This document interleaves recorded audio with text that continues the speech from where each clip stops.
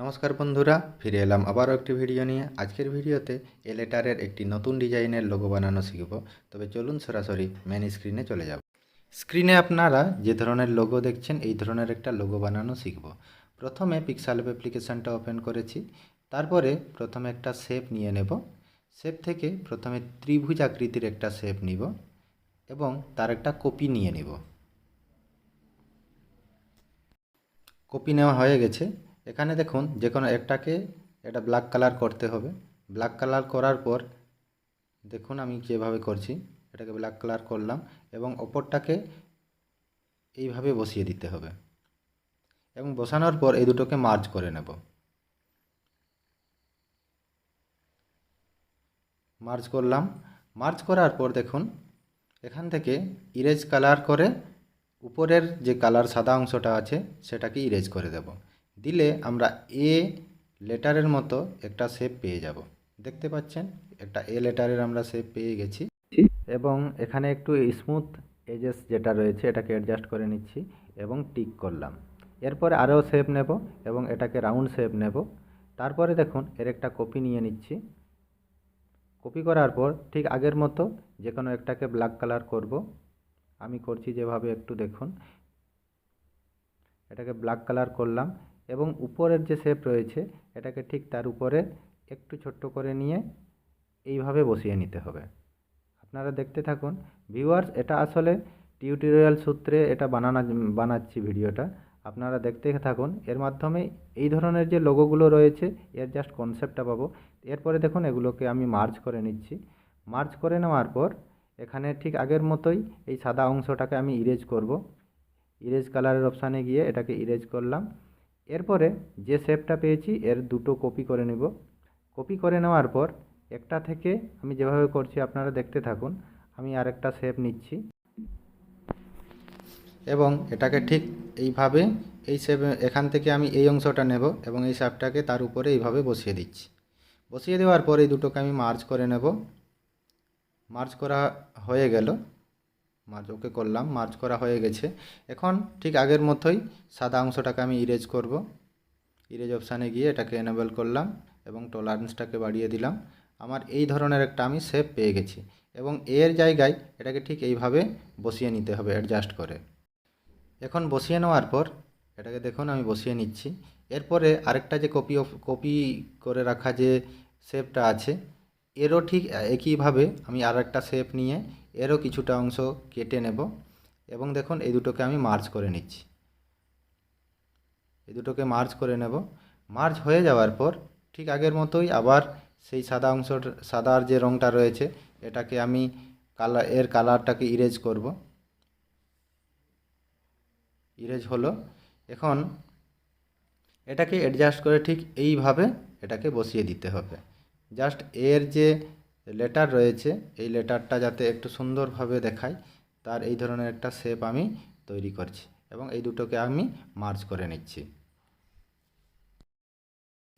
Merge হয়ে যাওয়ার পর দেখুন এ লেটারের এই ধরনের একটা স্টাইলিশ লেটার আমরা পেয়ে গেছি। এখন নতুন একটা শেপ নেব। এটাকে রাউন্ড শেপ করব। রাউন্ড শেপ করার পর আমরা গোল আকৃতির একটা কালো রঙের শেপ তৈরি করব। আরেকটা এর কপি নেব ঠিক আগের মতোই। নিচেরটাকে এটাকে ব্ল্যাক কালার করে নিচ্ছি। ব্ল্যাক কালার করে নেওয়ার পর একে তার উপরে এটাকে সুন্দরভাবে বসিয়ে দিচ্ছি। সাইডে দেখুন এটাকে একটু ছোট করে নেব। এইভাবে অ্যাডজাস্ট করে আপনারাও করবেন। এই ধরনের একটা কনসেপ্ট অ্যাকচুয়ালি ভিডিওটাতে আমরা কনসেপ্ট নেওয়ার জন্যই ভিডিওটা বানাচ্ছি। এই ধরনের এরপরে কালার ইরেজ করে নিচ্ছি এবং টলারেন্সটাকে বাড়িয়ে দিলাম। এর একটা আগে কপি নিয়ে নেব। একে ওকে করলাম। এরপরে এর একটা কপি নেব। কপি নিয়ে নেওয়ার পর এটাকে আমি আপাতত সাইডে রাখছি।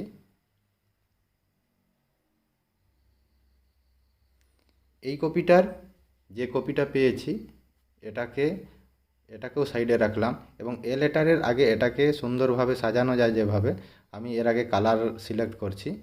আগে কালার করব। কালার নিলাম এবং যেভাবে ভালো লাগবে আপনারা নিজের মতো করে করবেন অবশ্যই। এর আগে স্টকটাকেও অন করে নেব। স্ট্রোকটা অন হয়ে গেছে। এটাকে যতটা সম্ভব কম রাখা যায় কম করব। আপাতত এর স্ট্রোক ওয়াইডটা 1 রাখলাম। এরপরে এর শ্যাডোটাকেও অন করব।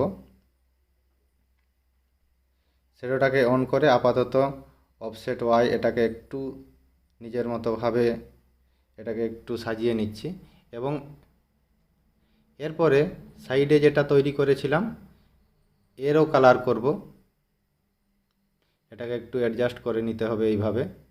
আপনারা সময় ধরে করবেন, এই কাজগুলো অ্যাকচুয়ালি তাড়াহুড়ো করলে হয় না। আপাতত নিজের মতো করে সময় ধরে করতে হবে, তবে গিয়ে সুন্দরভাবে করা যাবে। এর আগে কালারটা সিলেক্ট করছি। এটাকে আপাতত আমি হলুদ রং দিচ্ছি এবং এর স্ট্রোকটাকেও অন করলাম এবং শ্যাডোটাকেও অন করে নিচ্ছি এবং শ্যাডোটাকে একটু অ্যাডজাস্ট করে নিচ্ছি। স্ট্রোকটাকে অন করছি এবং স্ট্রোকটাকে আপাতত অ্যাডজাস্ট করে নিচ্ছি এইভাবে, যাতে ছায়াটা বাম দিকে থাকে এবং বাম দিকে এবং নিচের দিকে যেমন থাকে, তাহলে সুন্দর লাগবে। এটা হয়ে গেছে। এরপরে এই কপিটার আপাতত এটাকে এডিট করব, ক্রপ করে এর মিরর অপশানটাকে অন করে দেব এবং তাতে দেখবেন এটাকে অপোজিট সাইড থেকে দেওয়া যাবে। এরকম একটা আমি শেপ তৈরি করলাম। এখন এটাকে ঠিক একটু নাড়িয়ে এটাকে আপাতত এইভাবে অ্যাডজাস্ট করে নিতে হবে এবং আমি যেভাবে করছি দেখুন এটা সুন্দর এই ধরনের একটা রাউন্ড শেপ আমরা দেখুন পেয়ে যাচ্ছি। এবং এরও কালার ঠিক একইভাবে আমরা কালার করে নেব।